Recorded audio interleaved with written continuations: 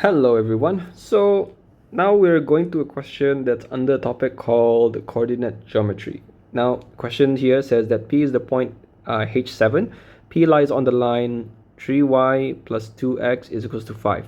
We want to find the value of H. Okay. Since P lies on the line, which means you can actually substitute the coordinates of P into that line. Okay. So I'm going to copy the equation of a line 3y plus 2x is equals to 5. Now all I have to do is substitute the x and y values of the p. So y is actually equals to 7, and then 2 is actually equals to h equals to 5. Then let's find h. Let's make h as a subject. So we have 7 times 3, that's 21, plus 2h is equals to 5. 2h is equals to 5 minus 21. Then 2h is equals to 5 minus 21 is going to give you negative 16. Yeah, then h is equals to negative 8. Done. Moving on to the next question, we have line L is perpendicular to the line 3y plus 2x is equals to 5 and passes through P. Find the equation of line L. So keyword here, perpendicular. Perpendicular means that the gradient will be using the formula of m1 times m2 equals to negative 1. But the problem right now is that we need to find the gradient of this equation. Right? Now, let's write that equation down. 3y plus 2x is equals to 5. So you can actually find the gradient of this equation quite easily. All you have to do is just make y equals y as a subject. So first we would want to move the 2x to the other side. Okay, I think I prefer to have 2x in the front because that's going to be y equals to mx plus c, right? Then I would move the 3 to the other side, becomes 2x plus 5 over 3. Okay, now if it helps, I'm going to separate this into two different fractions. So you have negative 2 over 3x plus 5 over 3. Okay, now you can easily say that the gradient of m1 is going to be equals to negative 2 over 3.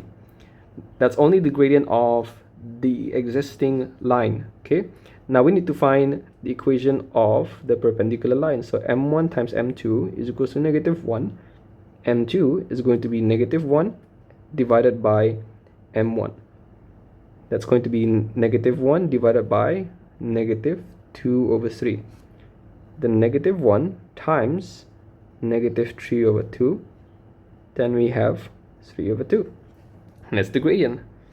But we're not done because the question's asking for equation of the line L. So let's continue this part. Put an arrow here. So next step, we want to find the equation of line. What is the equation of the line? Equation of a line is going to be y equals to mx plus c.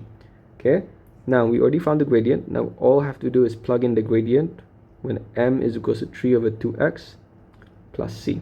Okay, now c is what we're trying to find next. What is the key point where the question tells you how to find c? Well, it doesn't actually tells you to find c. This is the hint where you need to find c. So why is this a hint?